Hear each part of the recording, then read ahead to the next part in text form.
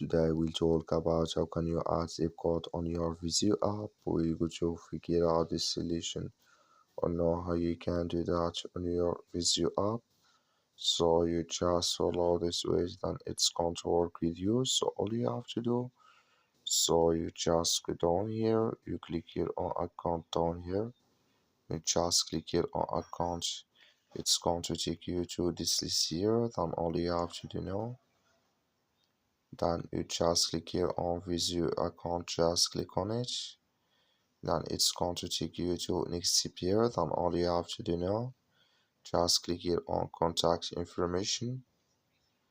So then it's going to enter with you to this list here.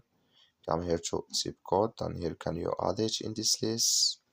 So when you just add here your zip code, for example, I'm going to add this zip code here, then it's going to add with you automatically on your Vizio app. That's all you have to do. Thank you for watching. Don't forget to support us by liking and subscribing.